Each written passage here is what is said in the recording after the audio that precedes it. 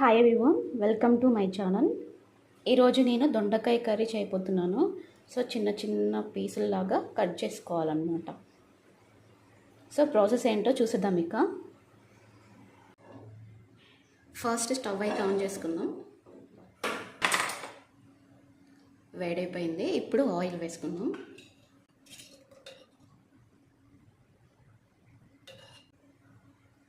Fry కాబట్టి కొంచెం ఎక్కువే పడుతుంది ఆయిల్ వేడైపోయింది. మస్టర్డ్స్ వేసినాను. నెక్స్ట్ జీలకర్ర,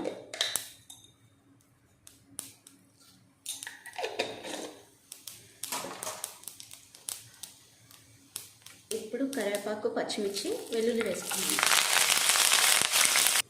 సో ఫ్రై అయిపోయింది. ఇప్పుడు మనము కట్ చేసుకున్న దొండకాయ పీసెస్ని వేసుకున్నాం.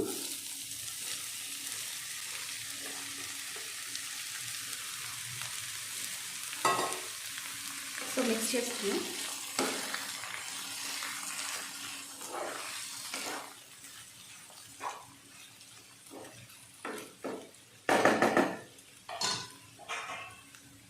మూత పెట్టేసుకుందాం. ఇక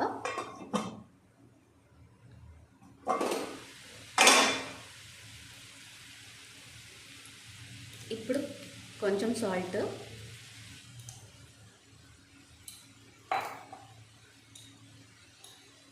కొంచెం పసుపు, సో కలిపేస్తాం.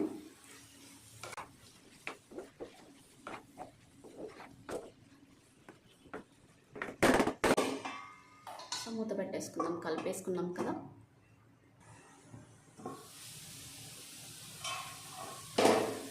మధ్య మధ్యలో ఒకసారి కలుపుకుంటూ ఉండాలి, లేదంటే మాడిపోతుంది అన్నమాట. సో మధ్యలో మిక్స్ చేసుకుంటూ ఉండాలి.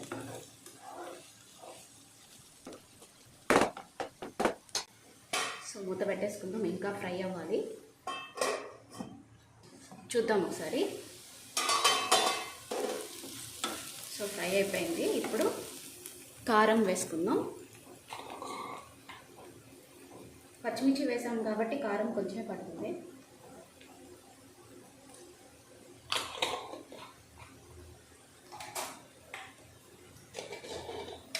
కొంచెం ధనియా పౌడర్,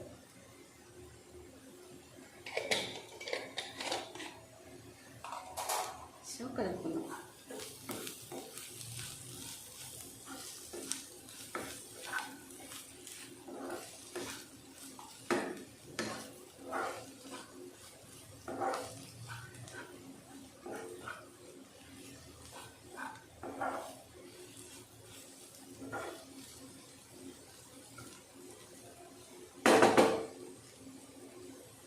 సో పచ్చి వాసన పోయే వరకు, కారం వేసాం కదా, పచ్చి వాసన పోయే వరకు మనం ఫ్రై చేసుకుంటే సరిపోతుంది.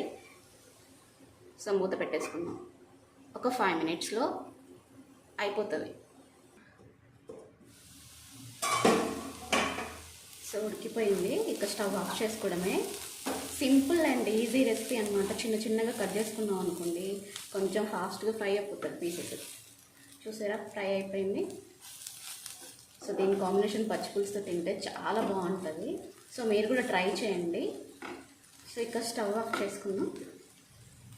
ఈ రెసిపీని మీరు కూడా తప్పకుండా ట్రై చేయండి. చాపింగ్ ఇప్పుడు చాలా సూపర్ మార్కెట్లో చాలా దొరుకుతున్నాయి కదా, వాటిలో కట్ చేసుకున్నాం అనుకోండి, చాలా చిన్న పీసెస్లో వస్తాయి. టైం కూడా సేవ్ అయిపోతుంది.